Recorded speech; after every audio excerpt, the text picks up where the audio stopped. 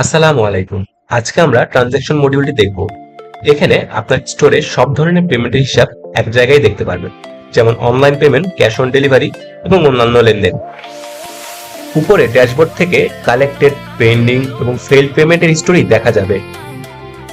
নিচে প্রতিটি ট্রানজ্যাকশনের order number, customer name, payment method, reference, amount, status এবং ট্রানজ্যাকশন টাইম বিস্তারিত দেখতে পারবেন। প্রয়োজনে অর্ডার নাম্বার, ফোন নাম্বার বা ট্রানজ্যাকশন আইডি দিয়ে খুব সহজেই নির্দিষ্ট ট্রানজ্যাকশন খুঁজে বের করা যাবে।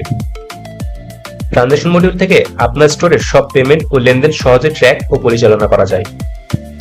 এরপর আমরা ক্যাশ অন ডেলিভারি ও কুরিয়ার দেখব। এখান থেকে বিভিন্ন কুরিয়ারে থাকা ক্যাশ অন ডেলিভারি টাকার অবস্থা সহজে ট্র্যাক করতে পারবেন। উপরের ড্যাশবোর্ড থেকে cash in transit, awaiting remittance, receipt এবং শর্টফল বা কুরিয়ার ফিজের মতো সারসংক্ষেপ দেখা যাবে। নিচে প্রতিটি courier delivery, return, in transit, delivery success rate, average delivery time এবং ক্যাশ অন ডেলিভারি বিস্তারিত রিপোর্ট দেখতে পারবেন। এই মডিউল থেকে কুরিয়ারের পারফরমেন্স এবং ক্যাশ অন ডেলিভারি টাকার সম্পূর্ণ হিসাব সহজে পর্যবেক্ষণ ও মিলিয়ে নেওয়া যায়। এরপর দেখব কাস্টমার মডিউলটি।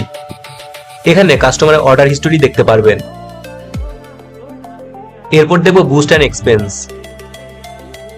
এফশপিতে বুস্ট অ্যান্ড এক্সপেন্স মডিউলে মার্কেটিং এর সকল তথ্য এখানে রাখতে পারবেন।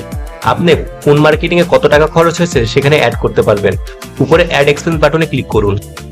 এখানে আপনার ক্যাটাগরি, অ্যামাউন্ট এবং সাথে চাইলে নোটও লিখতে পারবেন। দিয়ে লগ এক্সপেন্স বাটনে ক্লিক করলে খুব সহজেই আপনার এক্সপেন্সটি অ্যাড হয়ে যাবে।